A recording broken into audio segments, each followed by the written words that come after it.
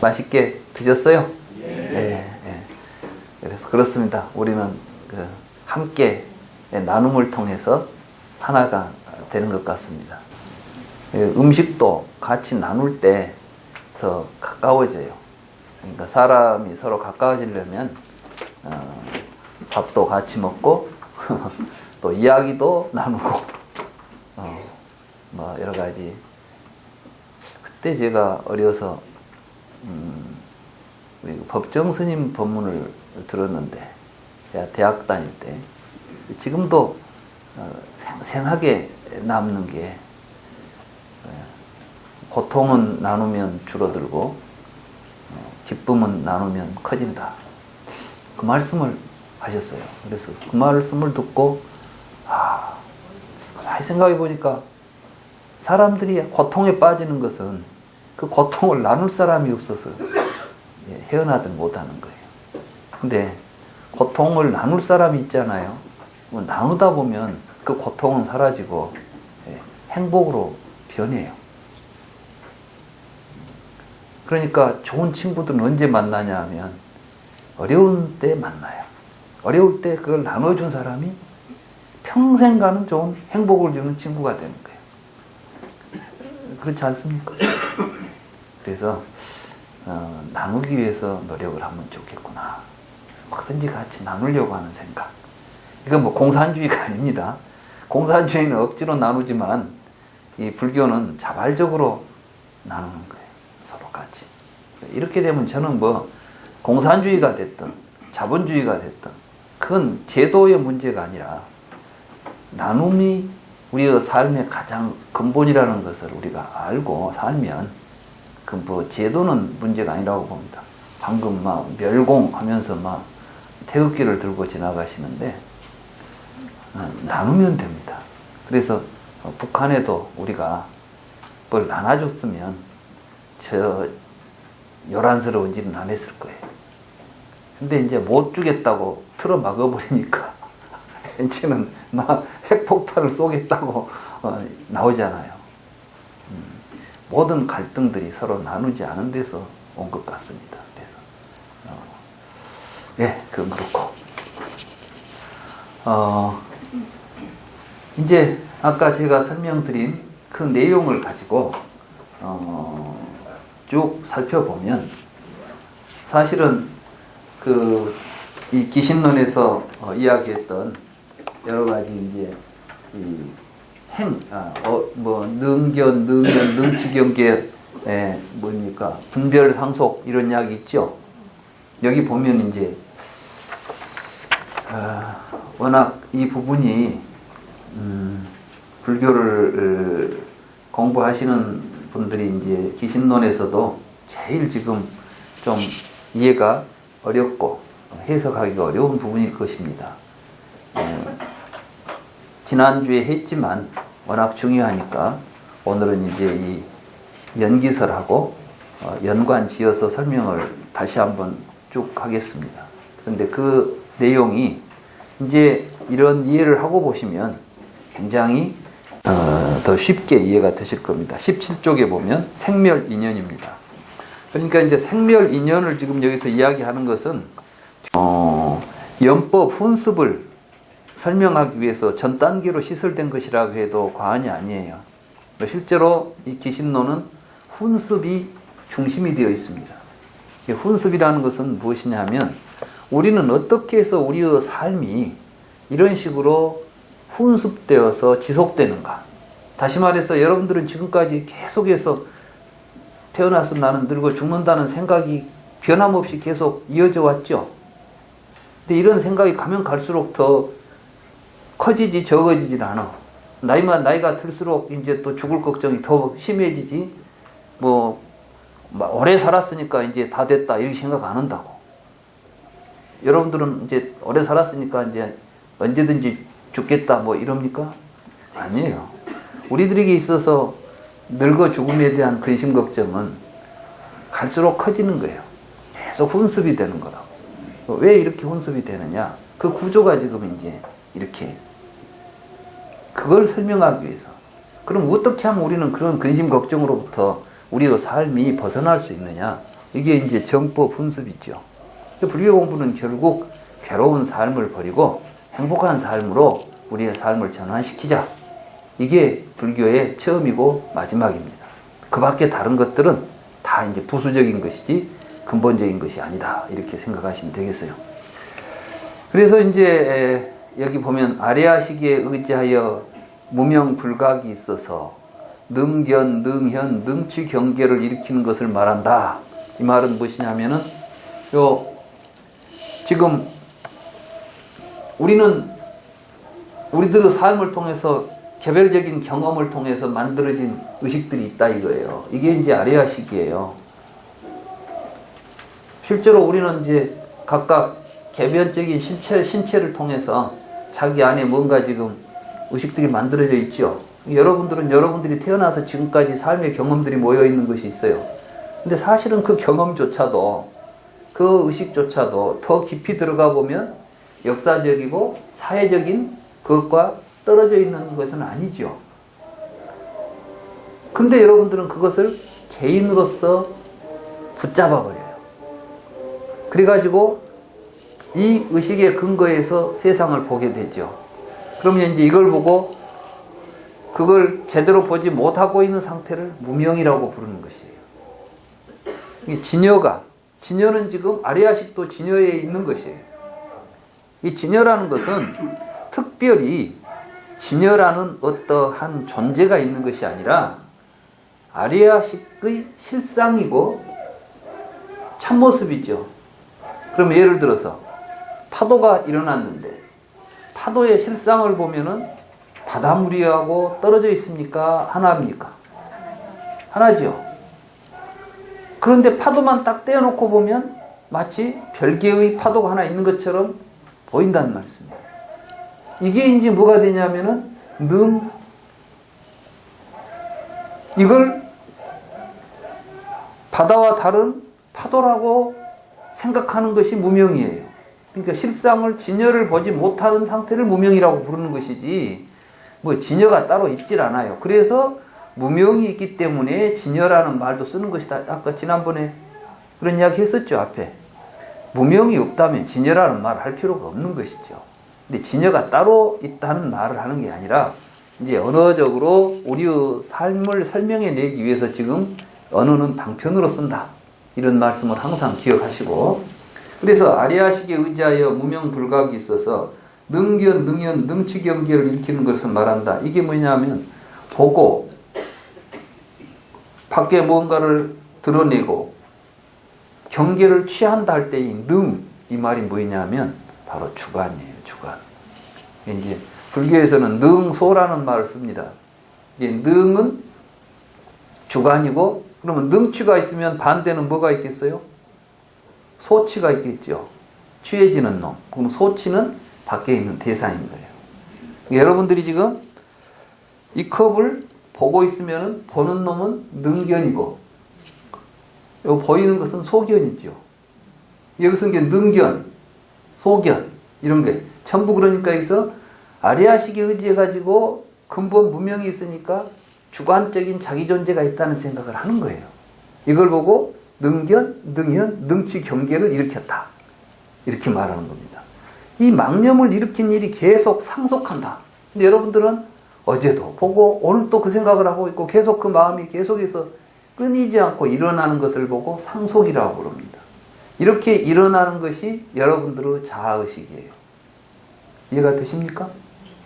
여러분들이 나라고 생각하는 것은 뭐냐? 알고 보면 아리아식의 의지에서 무지 때문에 그 자기가 지금까지 살아온 삶을 의식 속에 이렇게 한정지어서 그놈이다 대고 이놈이 푼다, 이놈이 무엇을 말한다, 이놈이 행동한다, 이놈이 뭘 취한다, 이런 생각을 하고 살잖아요. 쉽게 말하면 내가 세상에 태어나서 보고 듣고 업을 짓고 또 그 과보를 받고 살아간다, 이렇게 말한다면 이 나가 바로 능취 또 능견, 능현, 능취 경계에 해당하는 자아고, 이것을 심에서 아리아식을 심이라고 한다면 이때 나타난 이러한 모습을 의라고 부른다. 이 말씀이에요. 무슨 이야기인지 아시겠죠? 그게 이제 유시각에서 본다면은 이제 제8식 아리아식에 의지해서 7의식이 이제 말라식이 발생한다. 자아의식이 나타난다는 뜻이에요. 여러분들의 자아의식은 알고 보면 전부 아리아식을 의지하고 있다. 여러분들의 지금까지 삶의 경험, 개인적인 삶의 경험을 여러분들은 토대로 해서 자아의식을 만든다. 거기서부터 자아의식이 일어난다. 그러니까 너 누구냐 이렇게 말하면 결국은 자기 히스토리를 이야기해요.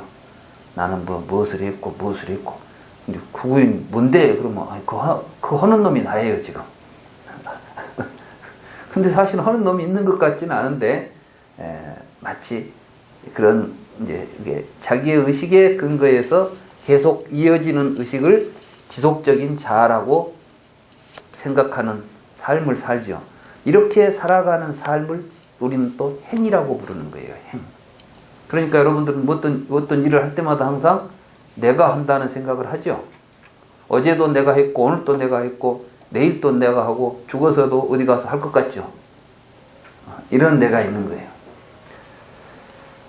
그리고 이제 이 가운데서 이것을 이제 우리가 이름을 부를 때 여러 가지로 이제 다른 이름으로 불러요. 다른 이름으로. 그러니까 사실은 하나의 의식인데 이제 이름을 달리해서 불러요. 이렇게 말하자면 여러분들을 부를 때 본명도 부르고 가명도 부르고 닉네임도 부르고 호도 부르고 막 그러잖아요. 이런 것처럼 그런 이름이 여러 가지가 있다. 첫째는 업식이라고 부른다.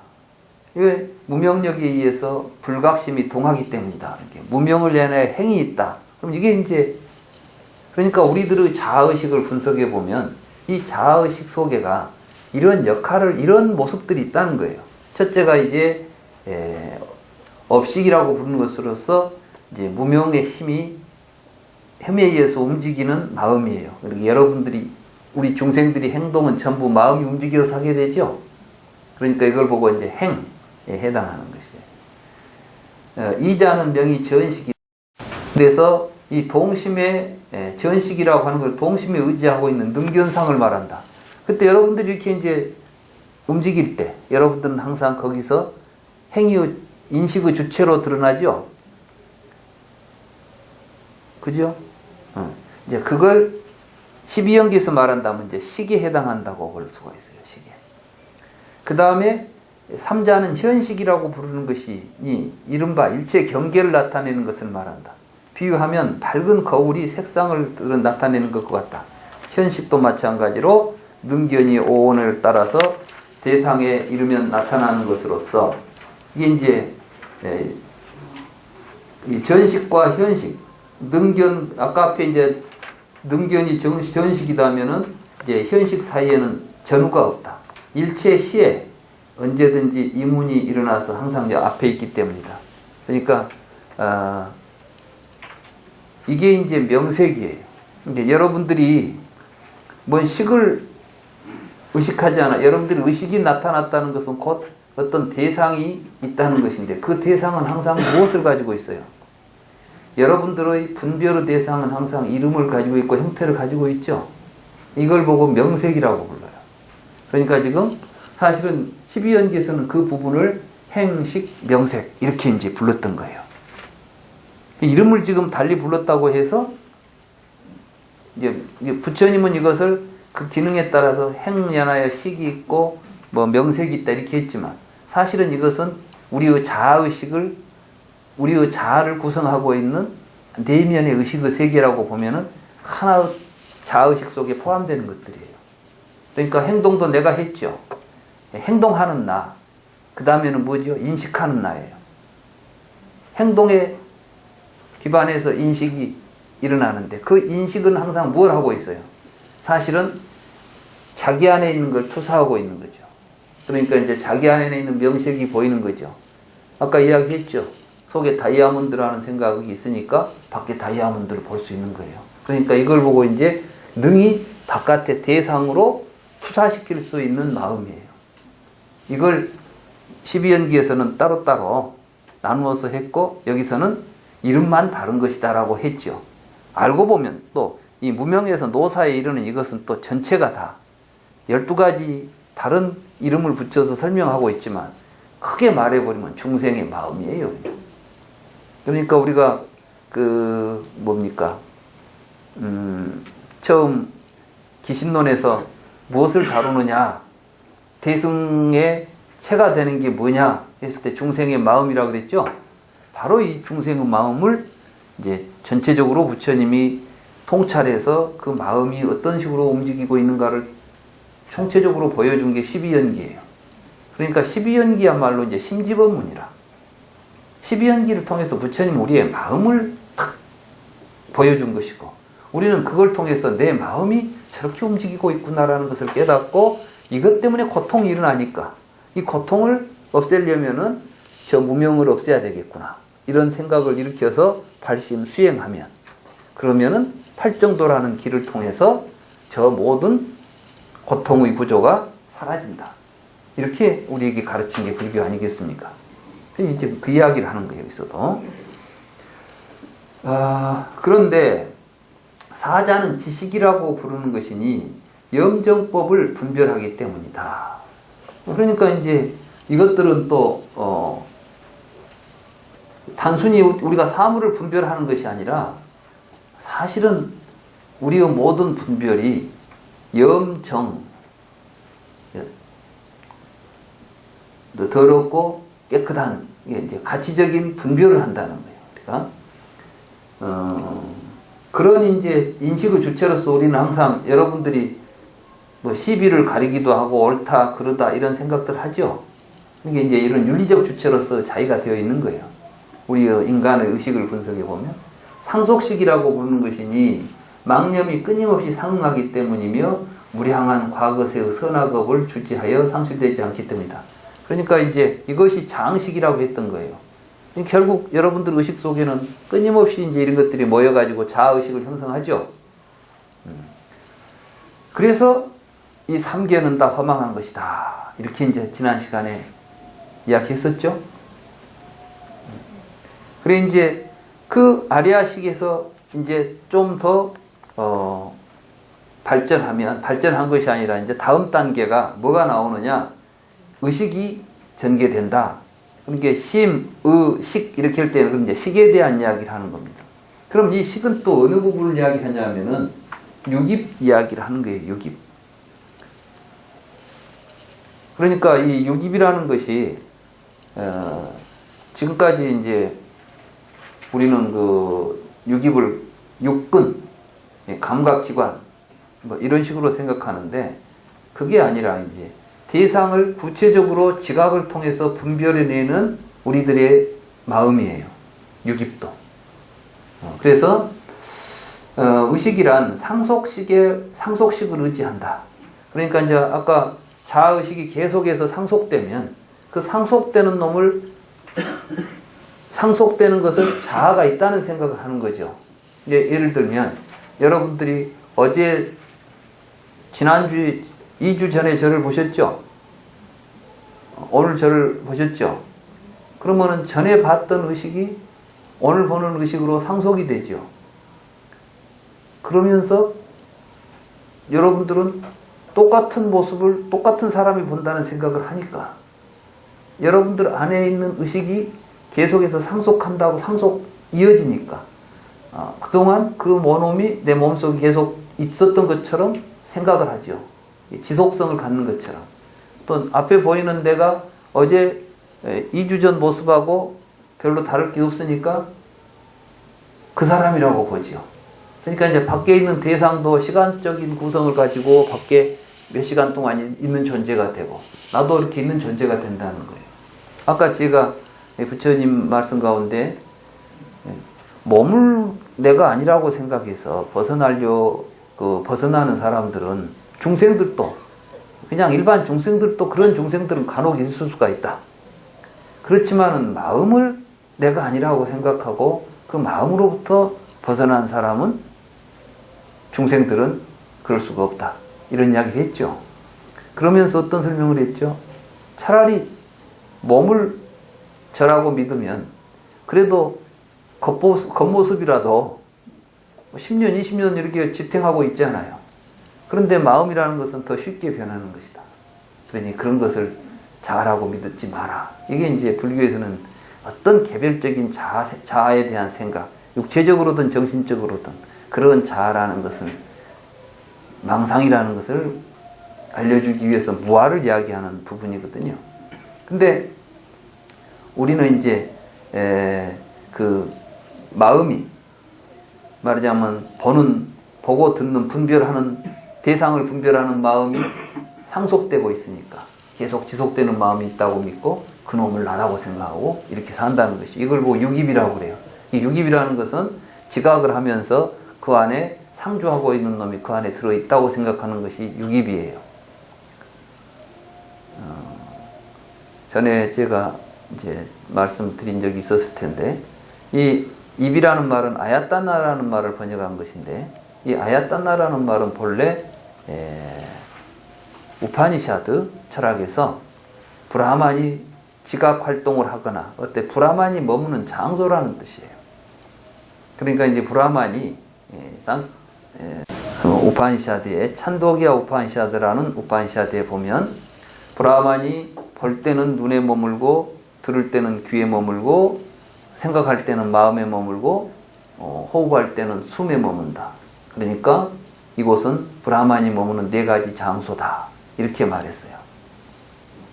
근데 이제 부처님은 아마 그 당시 사람들이 생각하는 것들은 안에 나라는 주체가 있어가지고 눈을 통해서 세상을 보고 귀를 통해서 소리를 듣는다는 생각 아니겠어요, 이게. 이런 생각을 이제 부처님은 유깁처라고 부르는 거예요. 우리는 모두가 다 사실 볼 때 보면은 그 생각 가지고 보죠. 안에 내가 눈을 통해서 세상을 본다고 보잖아요. 이런 생각들이 유깁이에요. 그러니까 그 눈에 보이는 대상은 또 밖에 있게 보죠. 이런 걸 보고 지금 여기서 범부들이 이제 일으키는 그래가지고 사를 분별한다는 것은 이제 앞에 보이는 어떤 나타나는 일을 우리는 이제 분별해요. 사물을 분별하게 되죠. 그래서 색을 보고 소리를 듣고 냄새를 맡고 맛을 보고 하는 게 전부가 다 이제 이 육입에서 시작되는 거죠. 그래서 이런 것을 보는 것이기 때문에 의식이라고 부른다. 분별식이라고도 부르고 분별사식이라고도 부르나니 이 식은 견해 번뇌에 의하여 증장한다. 때문이다는 뒤에서 빼시고 그냥 증장한다. 내가 기심론을 보니까 뒤에가 전부 다 고자가 붙어 있어요. 근데 이제 우리가 보통 한문으로 번역을 할 때 이 고자는 이유나 원인을 이제 뒤에서 표현할 때 때문이다라고 우리가 보통 번역하는 말입니다. 근데 보니까 모든 어떤 명제 속에 뒤에가 고라는 말이 붙어요. 그래서 이걸 꼭 때문이다는 말로 해야 되나 생각해 보니까 이건 그냥 허사로서 마침표 정도로 보면 되겠더라고요. 그러니까 꼭 굳이 기신론을 읽어가면서 때문이다 하면 문장 자체도 좀 이상해지고 의미도 오히려 손상이 오는 것 같아서 이것은 견해 번뇌에 의해서 증장한다. 이 식은. 이 견해 번뇌에 의해서 증장한다는 것은 무엇이냐면 우리들의 이 식이라고 하는 것은 이 의식이 실제로 계속해서 새로운 모습으로 의식이 성장해 간다는 겁니다.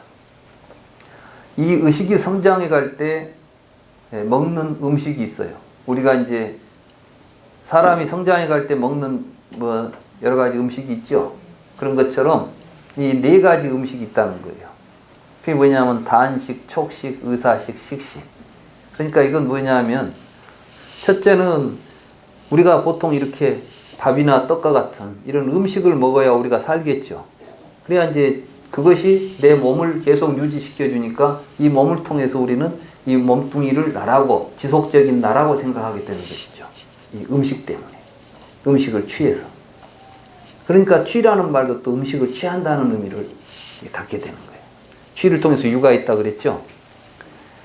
그 다음에 촉식이다 그래서 촉식은 대상을 접촉하는 것인데 경험이에요.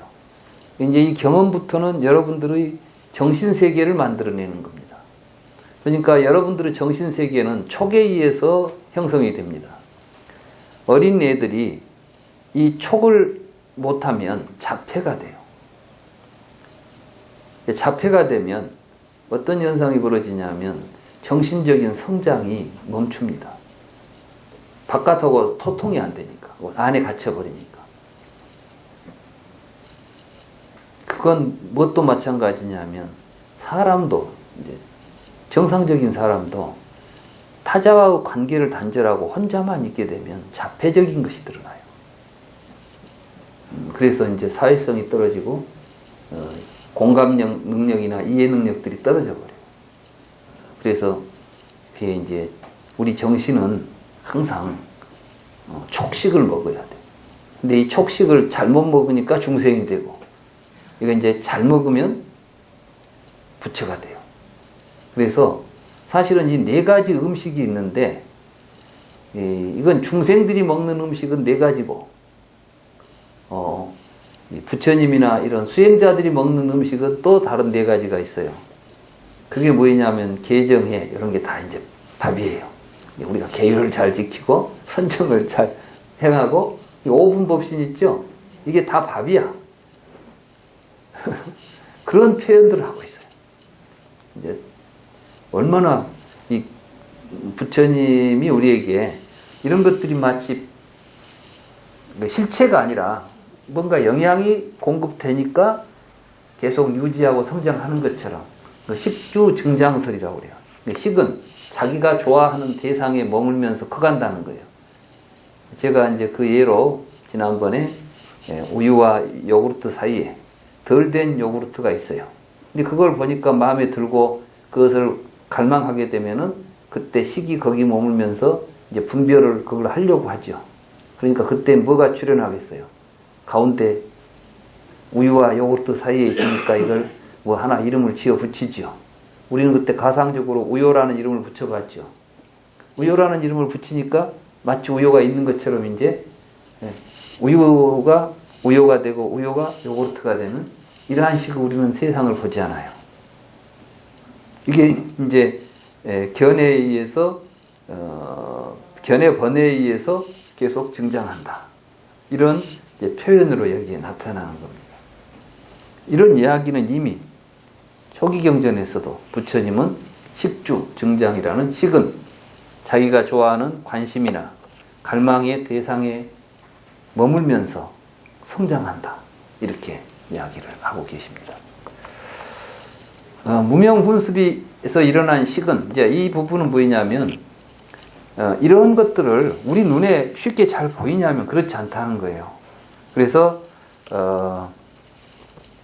이승의 지혜로 깨달을 수 있는 것은 아니고 이제 보살이 처음에 정신에서 발심하고 관찰하여 법신을 증득하면 약간은 알 수 있으나 보살 부경지에 이른다 할지라도 다 알 수는 없고 오직 부처님만이 안다. 그러니까 이 부분은 뭐냐면 저 밑에 무명을 내나의 행이 있고 하는 정말 처음 무명에 의해서 작용하는 이런 마음의 구조나 이러한 상태는 그냥 우리들은 다 알 수가 없다는 이야기. 그러니까 여기서 이제 보는 한계를 지정하는 겁니다.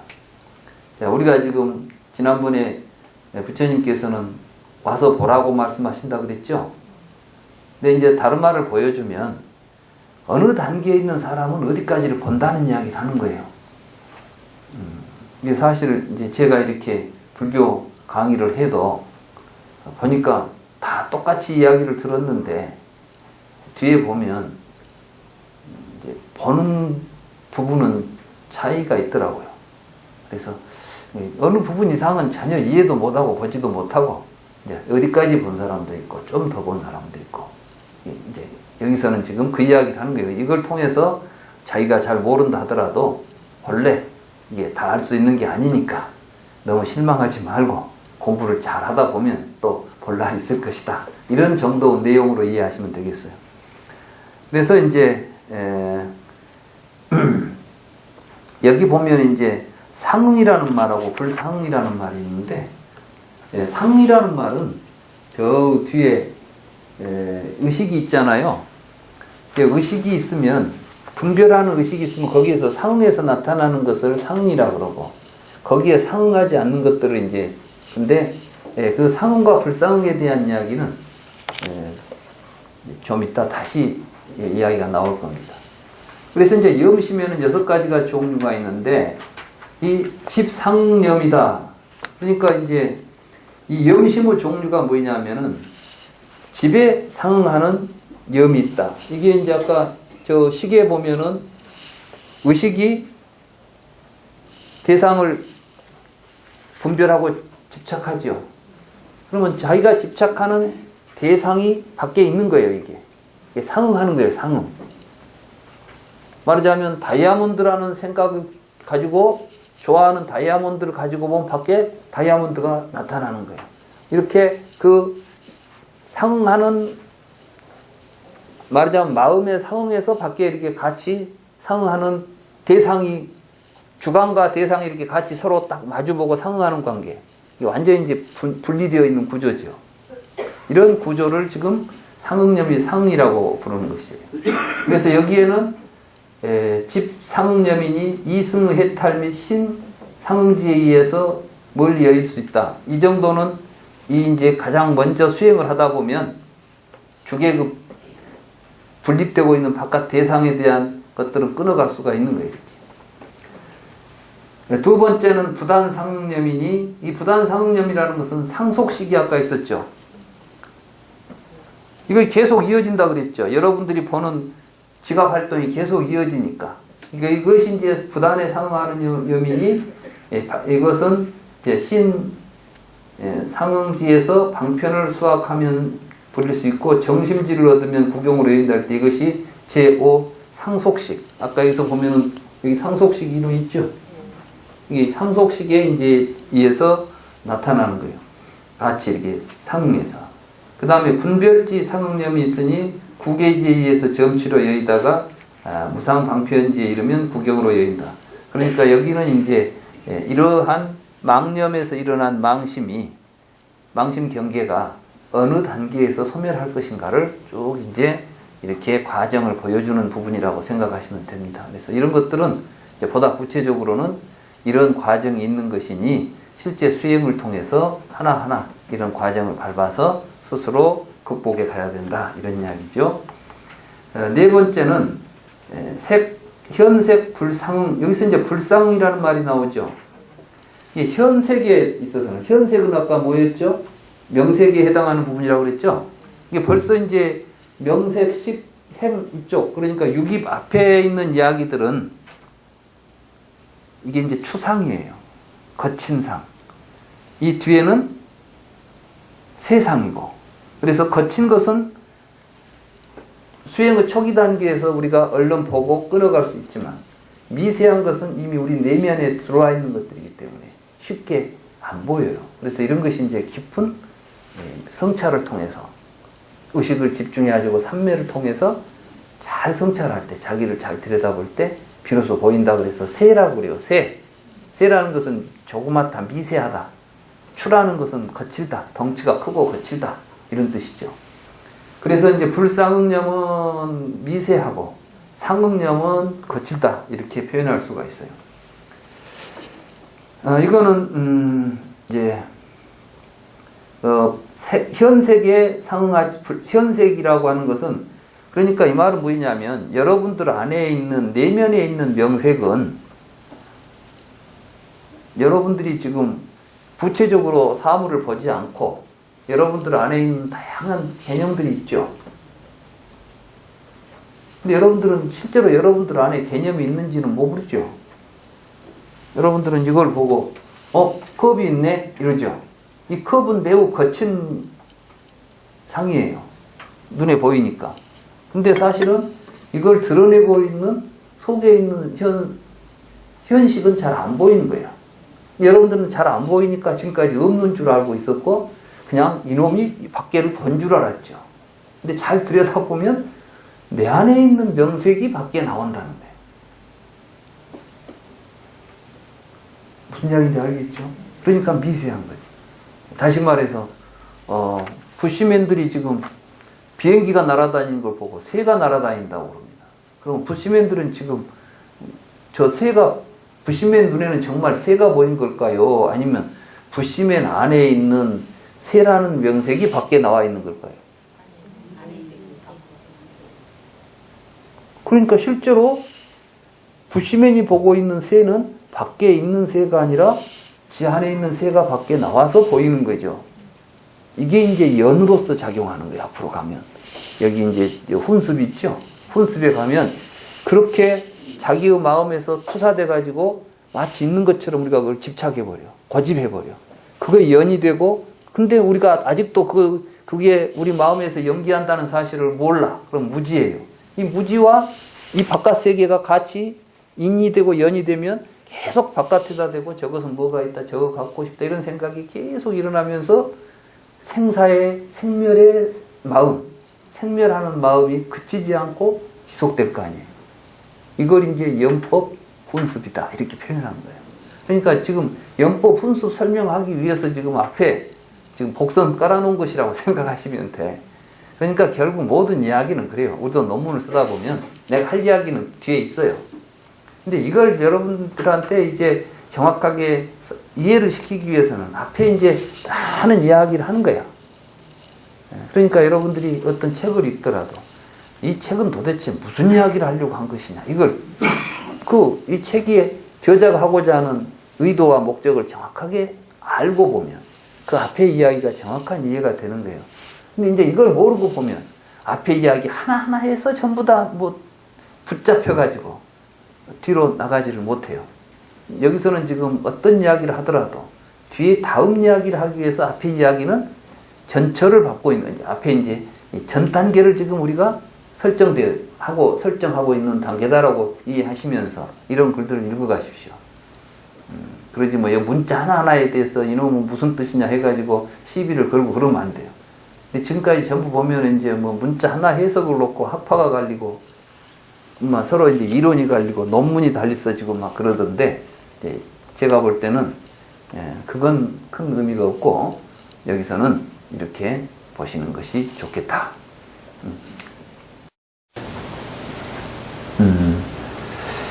그 다음에 이제 능견심 불상응념이다. 이게 능견심에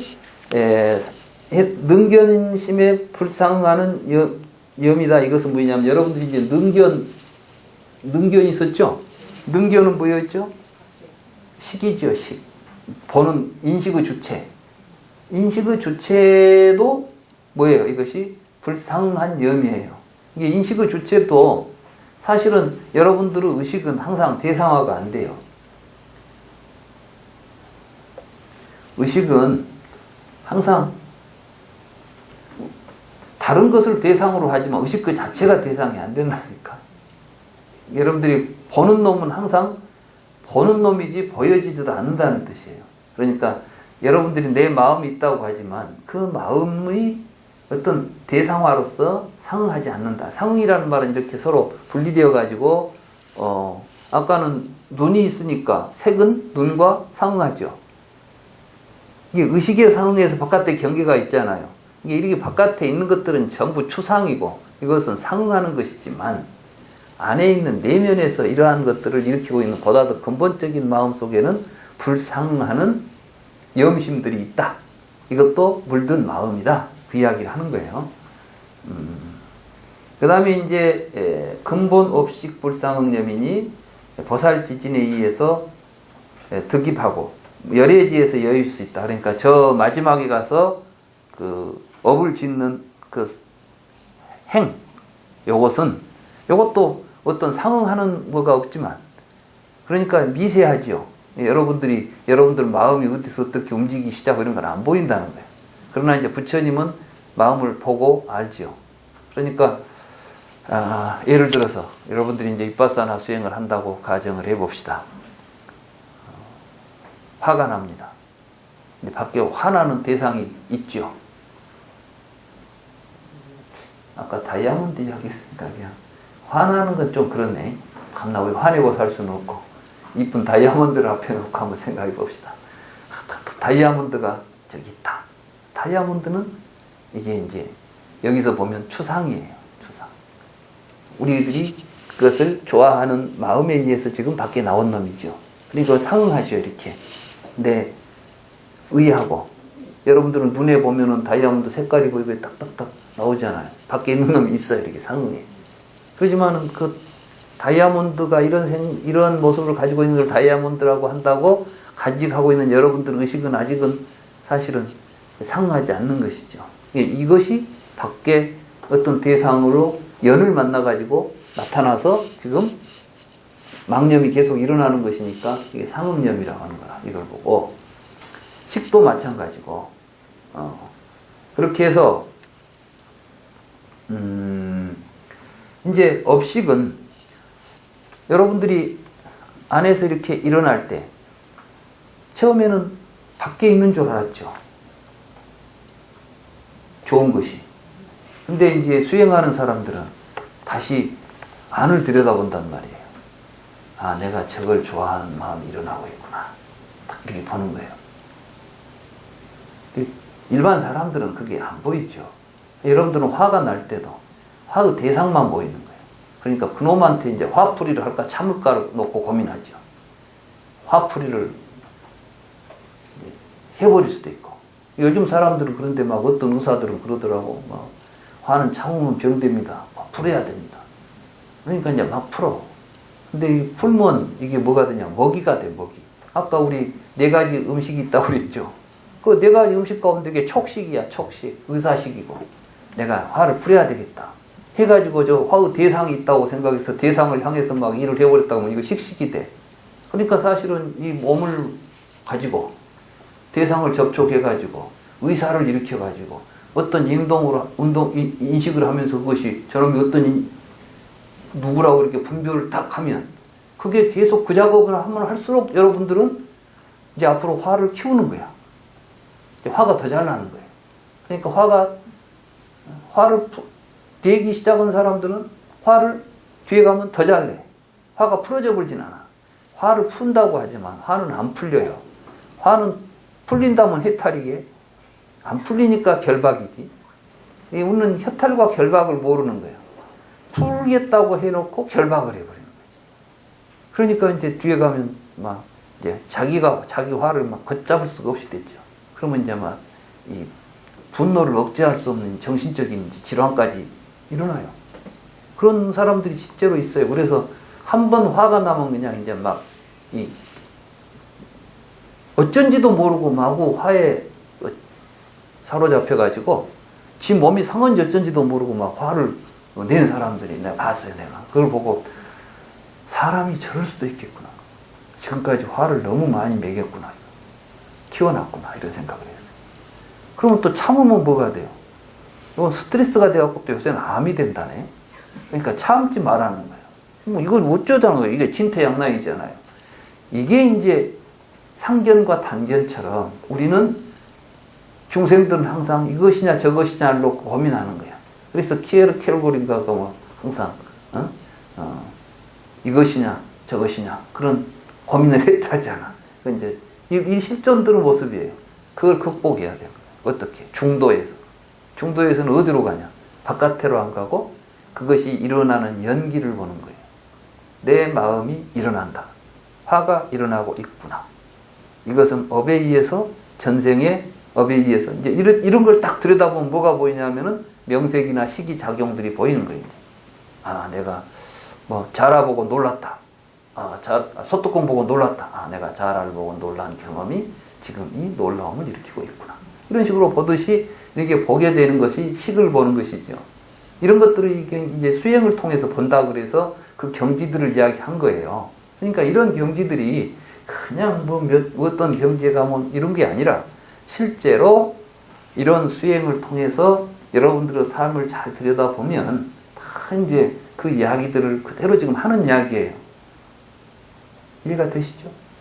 그런데 정말 그 마음이 움직이는 그 초기 단계의 최초 마음, 이것은 사실 부처님이나 알지 우리는 잘 모른다는 거예요. 앞에도 그 이야기 있었어. 마음이 일어날 때 처음 일어나는 마음은 뭐 무념이다. 근데 그것을 처음 일어나는 말이라고 부르는 것이다. 그거는 열애나 하지 우리가 못 한다. 이런 이야기 있었죠. 이게 앞에 이야기 다 해놓은 거 또 재탕하는 거야. 다른 말로 이제 그런 현상을 이런 측면에서 보면 이렇게 말하고 저런 측면에서는 저렇게 말하는 것이지, 이미 기신론이 처음 출발할 때 생멸 있었죠. 그 생멸 이야기 다시 생멸 상의 측면에서 다시 이야기하는 것이고, 이제 뒤에 가면 생멸 인연의 측면에서 지금 이야기하는 것이에요. 그러니까 그 내용 자체가 크게 변화한 것은 아니고, 마음이라고 하는 구조를 지금 이렇게도 설명해주고 저렇게도 설명해주고 지금 아주 우리들 이해하기 쉽게 다방면으로 조망을 해주는 내용이다. 이렇게 보시면 되겠습니다. 그래서 불각 일법계자는, 우리가 이제 일법계를 분명히 알지 못한다는 것은 신상응지로부터 관찰하여 치단을 배우고 정심지에 들어가 분수에 따라 여의게 되며 열애지에 이르러 능히 부경으로 여의는 것을 말한다. 그러니까 이 말은 뭐냐면, 앞에 쭉 전체적으로 6가지 상이 있었다고 그랬죠. 그 6가지의 상들에 대해서 왜 이런 6가지의 상이 일어났어요? 법계가 하나다. 연기하고 있기 때문에 이 세상의 모든 것은 다 한 몸이고 한 생명이다. 이렇게 보지 못하는 것을 불각이라고 했죠. 그렇게 보지 못해가지고 일어난 모든 것들을, 이런 망심과 망념을 극복하는 것은 신상응지. 처음에는 이제 부처님 말씀을 믿으니까, 믿고 수행을 시작하면 관찰이 된다. 그래서 관찰을 해가지고 이런 건 이렇게 끊어가야 되겠구나 하고 점점 수행을 통해서 치단을 배우게 되고, 정심지, 이제 마음이 맑아지면, 이 맑음이 맑아진다는 것은 탐욕으로부터 벗어나는 걸 이야기해요. 그래서 이제 욕심이 벗어나면은 거기에 분수에 따라서 여의게 되고, 열애지에 이르러서 능히 구경으로, 부처님이 되어야 다 안다. 다 안다는 것은 다른 말로 말하면 다 알면 깨달음을 얻은 것이다. 이런 뜻이나 마찬가지예요. 그래서 상응의 의미는 심과 염법의 차이는 염정의 차별에 의한 것이지만, 지상과 연상이 동일하다는 것은 말하다. 이게 주관과 객관이 상응한단 말이에요. 아까 주관도 있고 객관도 있고 이렇게. 근데 여기서 이제 불상응한다는 말은 무엇이냐? 심과 각은 항상 구별이 되거나 다름이 없지만, 심과 불각은 지상과 연상이 같지 않다는 것이다. 이 말은 뭐냐면, 아까 무명은 사실은 지상이 없는 놈이에요. 밖에 우리가 벌려놓은 것은 지 마음에서 벌어진 것이지만, 무지라는 것은 항상 이 중생의 마음은 무지하고 함께 있어. 함께 있지만 사실은 그 놈은 동일한 놈은, 상응하고 있는 놈은 아니야. 같이 이렇게 서로 상응할 수 있는 놈은 아니야. 만약에 무명하고 우리 지상이 같이 상응해버린다면, 우리 진여가 같이 상응해버린다면, 진여 있는 곳은 항상 무명이 있어야 되지. 맞죠? 근데 상응하지 않기 때문에 무명을 버릴 수가 있는 것이다. 이런 뜻이에요.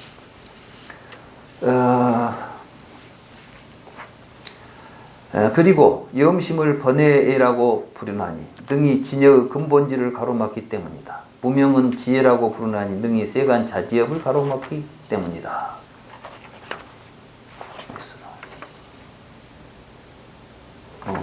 이 부분 지금 처음 하죠? 네. 근데 이제 이때 지금까지 이제 염심 이야기 했죠? 이 염심에 몇 가지가 있다고요?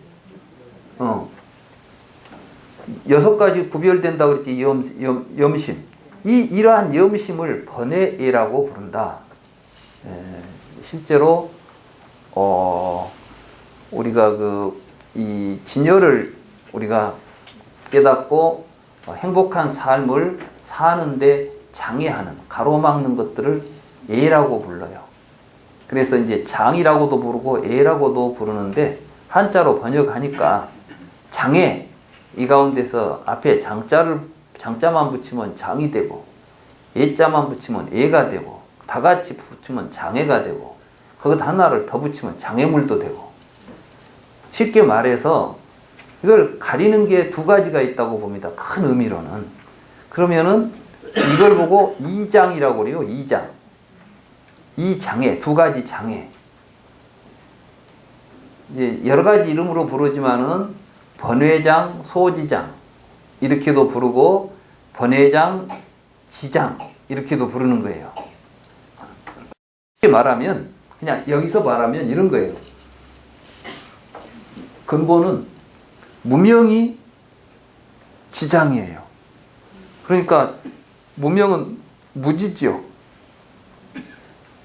무지는 지장이고 그 무지로부터 마음이 움직여가지고 물들어 있는 마음 이것이 계속해서 이제 진여를 우리가 깨닫는데 방해를 하고 있기 때문에 탐욕이나 분노나 막 이런 것들이 다 번뇌예요. 번뇌. 그러니까 번뇌가 곧 장애물이다 그런 뜻이에요. 번뇌라고 하는 장애물 알겠죠? 그리고 무지라고 하는 우리가 자기가 알고 있다고 생각하는 여러분들은 전부 여러분들이 알고 있다고 생각하고 살고 있잖아요. 누가 뭐라고 하면 그건 틀렸어 그렇게 말해. 그럼 뭐야? 나는 알아 그 말이지. 이게 자기 이야기를 하는 거예요. 부처님 이야기도 자기 마음에 안 들면 그 이상해. 틀린 이야기야. 그렇죠. 이런 건 전부가 다 지장이라고 그래요. 무지를 자기가 깨닫지 못하고 있는 상태. 이것을 지장. 그래서 무명을 지혜라고 부른다 나왔죠. 능히 세간 자연업지를 가로막기 때문이다. 이 말은 뭐냐면 무명이 없으면 자연업지라는 것은 그냥 있는 그대로 볼 수 있는 그 안목을 가로막고 있어요. 무명이. 이것은 무슨 의미인가? 염심에 의지하는 능견, 능현, 망치 경계는 평등성에 어긋난 것이기 때문이며 이때 평등이라는 것은 자타불이한 또는 첫째는 자타불이이고 두 번째는 뭐냐면 중생과 부처가 평등하다 이런 뜻이에요. 그러니까 중생들은 부처님은 모든 부처님들은 그 경계가 같겠어요 다르겠어요? 같죠. 근데 일반 중생들은 어때요? 저마다 다르죠. 그러니까 이런 것이 평등성을 어긋났기 때문이다. 지혜란 그러니까 평등성을 어긋나면은 번뇌가 생긴다. 말하자면 이치에 맞지 않는 생각을 하니까 일어난 번뇌들이고 지혜란 일제법은 항상 적정하여 적정이라는 것은 이제 이게 열반이라는 뜻이에요. 항상 고요해서 본래 이 진여 속에 망심이 있지 않아서 다만 무엇 때문에? 무명 때문에 일어났을 뿐이지 않아서 기상 일어나는 번뇌가 일어나는 모습이 없으나 무명 불가 그 망념이 다른마에 연기하는 법에 어긋나기 때문에 세간 일체 경계의 종종 지혜 수순하지 못한다. 그래서 이것을 지혜라고 말한다. 그러니까 이제 번뇌와 지혜라는 것은 이렇게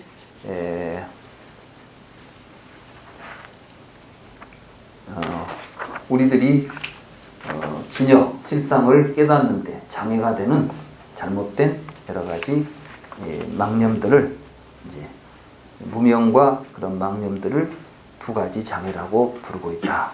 이 장애를 끊어서 공부하는 것이 불교 수행이다. 이런 말씀이 되겠습니다. 이제 오늘 제 강의는 여기서 이제 그쳐야 될 시간이 된 것 같고요. 다음 공부가 종강이죠. 그래서 이제 종강 때는 훈습론을 좀 중심으로 해서 전체적인 개요를 이야기할 겁니다. 그리고 실질적으로 이제 이 강의가 한 학기에는 안 됩니다. 그죠? 부지런히 했는데 절반 또 못 했잖아요. 근데 사실은 어려운 길은 다 왔어요, 이제. 우리가 산으로 이야기하자면 이제 한 7분 능선을 이제 넘어온 겁니다. 그리고 이제 훈습론에 대한 전체적인 개요가 다음 시간에 소개가 될 겁니다. 이 책을 중심으로. 그리고 나서 다음 학기에 이제 내년 3월에 우리가 또 공부를 다시 시작할 것 아니겠습니까? 그때에 이걸 이어서 하겠습니다.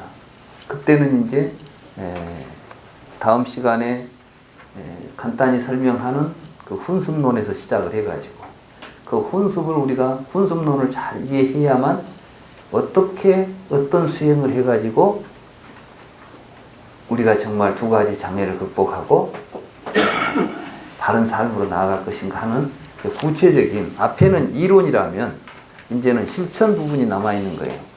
그러니까 불교는 항상 보면 이론과 실천이 항상 같이 맞물려 있습니다. 다시 말해서 고집멸도 사성제를 보면 고집이 있지만 고집 몇 가지가 이론이에요. 괴로움이 있다. 괴로움은 원인 이러이러한 구조 속에서 일어난다. 이것은 소멸될 수 있다. 이런 식으로 하면 소멸될 수 있다고 이야기한 다음에 구체적으로 그러니까 어쩌자고요. 그러니까 정견을 가지고 이렇게 하면 된다. 이렇게 되잖아요. 이게 이제 사성제예요. 다. 이 책도 결국은 큰 틀에서 보면 이 사성제의 구조를 가지고 있는 거예요. 불교의 사성제는 그래서 이 어떤 가르침도 이 사성제의 구조를 가지고 있지 않으면 이건 불교라고 할 수가 없어요. 그러니까 정확한 원인과 과정을 설명도 하지 않고 막무가내로 그냥 이러면 된다. 이런 것은 고집멸이 없이 그냥 도만 갖다 던져주면 이것은 바른 불교가 아니라는 말씀이에요. 무슨 이야기인지 알겠죠? 근데 우리 주변에는 지금 고도 없고 집도 없고 멸도 없고 그냥 도만 횡행하는 경우들이 많다. 그래가지고 무조건 막 또 누구한테 길을 찾을까 이런 생각을 하는 거예요. 그게 아니라 이제 정확하게 우리의 괴로운 현실이 있다. 그 괴로운 현실이 어떤 구조에서 일어난다. 우리 이제 그 이야기가 굉장히 중요해요. 그걸 잘 이해해야만 괴로움부터 벗어날 수 있어요. 지금까지 제가 여러분들한테 설명해 드렸을 때 왜 괴로움이 일어나는 것에 대해서 항상 말씀드렸죠? 일법계 총상에 대한 무지로부터 나온다는 게 연기의 무지로부터 나온다는 게 사실 일관된 불교의 가르침입니다. 이렇게 해서 이제 우리가 하여간 다음 학기에는 기신론을 이제 다 끝까지 읽게 될 것입니다. 또 하나 2학년 이제 이야기가 시작됐으니까 저희들이 항상 여름과 겨울을 통해서 집중 수련을 합니다. 그래서 그동안 공부한 내용들도 좀 살펴보고 또 같이 공부한 도반들끼리 모여서 서로 법담도 나누고 친분도 분독이 하는 이러한 시간들을 항상 갖고 있는데 그때 이제 특강을 제가 지금까지 쭉 했습니다. 그래서 이번에도 특강을 하려고 합니다. 그 특강의 주제는 요즘 이제 쌍유타 니카야 번역을 하고 있는데 그 쌍유타 니카야 번역의 니다나의 인연, 연기법, 12연기에 대한 부분 지금 이게 불교의 핵심인데 그 내용을 지금 거의 이제 번역을 다 했어요. 그래서 아마 보름 안에는 연기부는 다 끝날 것 같아요. 이제 그 번역하다 보니까 이렇게 내가 설명하는 것보다 경을 잘 읽기만 해도 다 깊이 이해할 수 있겠구나. 부처님이 이렇게 자세히 말씀하셨구나. 이런 걸 막 너무 이제 제가 감동도 받고 그런 걸 강하게 느끼면서 번역을 하고 있어요. 그래서 이번 집중수련 때는 그걸 제가 이제 가제본에서 그 부분만 조그만 책자로 만들어서 여러분들에게 부처님은 연기법으로 어떻게 여러 가지 비유와 방법, 설명을 어떻게 하셨는가 이걸 이제 같이 살펴보는 시간을 가지려고 합니다. 굉장히 귀한 시간이 될 것입니다. 어디서도 들어보지 못했던 연기에 대한 부처님의 육성을 듣는 그런 시간이 될 것입니다.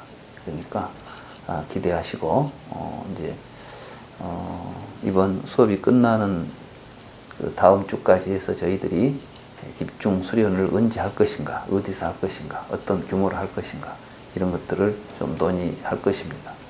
그런 기회에 또 많이 동참하시기 바랍니다. 오늘 제 이야기는 여기서 마치겠습니다. 네, 반응 제가 반박하겠습니다.